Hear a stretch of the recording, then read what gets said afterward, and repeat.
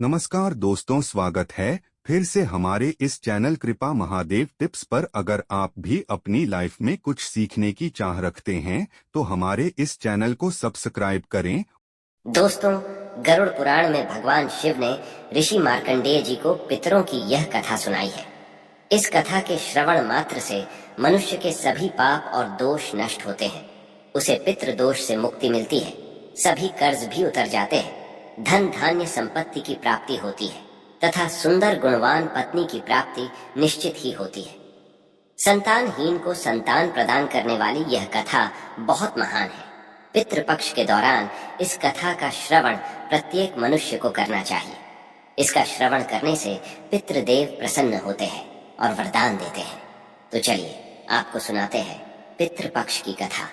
आगे बढ़ने से पहले दोस्तों, आप इस चैनल को सब्सक्राइब जरूर करें ताकि ऐसी ही आध्यात्मिक जानकारी आपको प्राप्त हो। साथ ही वीडियो को लाइक करके परिवार के साथ शेयर करें और कमेंट में जय श्री कृष्ण, हर हर महादेव, जय पितृदेव जरूर लिखें। दोस्तों, प्राचीन काल की बात है।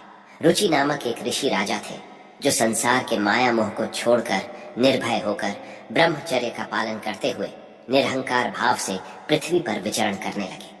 उन्होंने संसार की सभी खुशियों का और भोगों का त्याग कर दिया था। उन्होंने घर में रहना भी छोड़ दिया था। वे एक बार ही भोजन करते थे और वन में भटकते रहते थे। उन्हें ऐसा वैराग्य धारण किया हुआ देखकर एक दिन ऋषि रुचि के पितृ उनसे मिलने के लिए पधारे और उनसे कहने लगे, हे वत्स, तुमने किस कारण से विवाह नहीं किया? विवाह स्वर्ग तथा मोक्ष प्राप्ति का उत्तम मार्ग है। विवाह अथवा गृहस्थ आश्रम के बिना मनुष्य को शाश्वत बंधन होता है, क्योंकि गृहस्थ में रहकर मनुष्य देवताओं, पितरों, ऋषियों और याचकों की पूजा करके उत्तम लोकों को प्राप्त करता है। सभी पितृ कहते हैं, हे पुत्र, इस अन्याय से तुमको मात्र कष्ट ही प्राप्त होगा। इससे मरने के बाद तुम्हें नरक की प्राप्ति होगी और दूसरे जन्म में भी कष्ट प्राप्त होगा। फिर ऋषि रुचि ने अपने पितरों से कहा, जीवन में विवाह करना अत्यंत दुखदायक है। इससे पाप का संग्रह होता है और यह अंत काल में अधोगति प्रदान करने वाला है। इसी विचार से मैंने स्त्री के साथ विवाह नहीं किया है। स्त्री संग परिग्रह करने से मुक्ति नहीं मिलती है। जो व्यक्ति अविवाहित रहकर प्रतिदिन विद्या ग्रहण करता है और ज्ञान के अमृत से अपनी आत्मा को निर्मल करता है, वह मेरे लिए श्रेष्ठ है। पितरों ने कहा, शास्त्रों में जो विहित कर्म है, सज्जन पुरुष उनका उल्लंघन नहीं करते। उन्हें उसी से मोक्ष की प्राप्ति होती है और शास्त्रों में पुरुष को विवाह करने की आज्ञा दी गई है।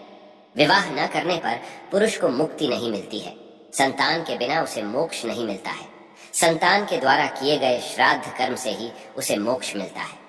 इसीलिए हे पुत्र, तुम विधि पूर्वक विवाह करो। विवाह न करने से तुम्हारे सभी कर्म भी नष्ट हो जाएंगे और तुम विफलताओं को ही प्राप्त करोगे। फिर ऋषि रुचि ने कहा, हे पितृगण, अब तो मैं बूढ़ा हो गया हूँ। कौन मुझे अपनी कन्या प्रदान करेगा? वैसे भी मुझ जैसे वृद्ध किंचन व्यक्ति के लिए विवाह करना अत्यंत कष्ट साध्य है। फिर पितरों ने कहा, हे वत्स, यदि तुम हमारे वचनों का अनुपालन नहीं करते हो तो निश्चित ही हम सभी पितरों का पतन हो जाएगा और तुम्हारी अधोगति हो जाएगी। इतना कहकर सभी पितृगण देखते ही देखते अदृश्य हो गए। पितरों के द्वारा ऐसे वाक्य सुनकर ऋषि रुचि मन ही मन अत्यधिक व्याकुल हो उठे और अपने पितरों की मुक्ति के लिए विवाह करने का विचार करते हुए कन्या को खोजते हुए पृथ्वी लोक पर विचरण करने लगे। किंतु उन्हें कहीं पर भी कन्या की प्राप्ति नहीं हो सकी। अपने पितरों के वचनों को बार बार मन में सोचते हुए चिंताग्रस्त होकर वे बार बार सोचने लगे, मैं क्या करूं? मैं कहाँ जाऊं? मेरे पितृगणों को मुक्ति दिलाने के लिए कौन सी स्त्री मुझसे विवाह करेगी? इस प्रकार देर तक विचार करने के बाद ऋषि रुचि ने ब्रह्मदेव की तपस्या करना शुरू कर दिया। ऋषि रुचि ने 100 वर्षों तक एक वन में घनघोर तपस्या की।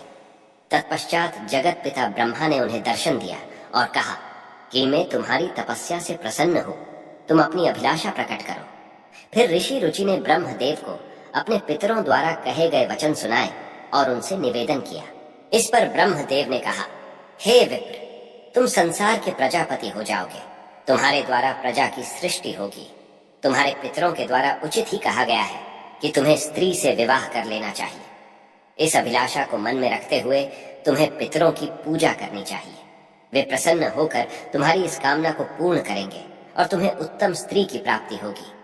ब्रह्मा जी का इस प्रकार का वचन सुनकर ऋषि रुचि नदी के तट पर पहुंचे और एकांत में उन्होंने अपने पितरों का तर्पण करके उन्हें संतृप्त किया।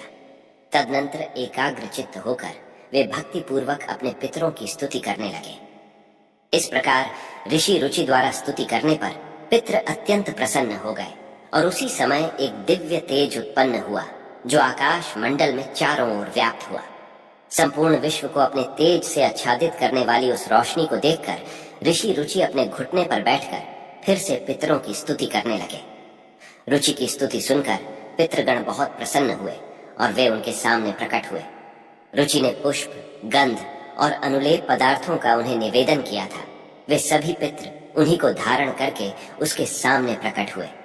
रुचि ने भक्ति पूर्वक हाथ जोड़कर अपने पितरों को प्रणाम किया और निवेदन किया। प्रसन्न होकर पितरों ने ऋषि रुचि को वर मांगने के लिए कहा।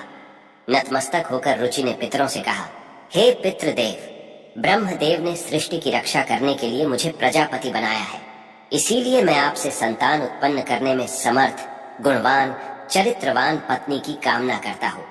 फिर पितरों ने कहा, हे वत्स, इसी स्थान पर अभी इसी क्षण तुम्हें उत्तम मनोरमा पत्नी की प्राप्ति होगी और उसी से तुम्हें पुत्र होगा। हे रुचि, वह पुत्र बुद्धिमान बलशाली होकर रौच्य नाम से तीनों लोकों में ख्याति प्राप्त करेगा। उसके भी अतिशय बलवान, महापराक्रमी, महात्मा और पृथ्वी का पालन करने वाले बहुत से पुत्र होंगे। पितरों की कृपा से उसी समय उस नदी के मध्य से ही रुचि के समीप प्रमलोचा नाम की मन को प्रिय लगने वाली सुंदर श्रेष्ठ एक अप्सरा प्रकट हुई। उस श्रेष्ठ अप्सरा ने मधुर वाणी में महात्मा रुचि से कहा, हे तपस्वी श्रेष्ठ, वरुण के पुत्र महर्षि पुष्कर द्वारा मेरी एक अतिशय सुंदर कन्या उत्पन्न हुई है।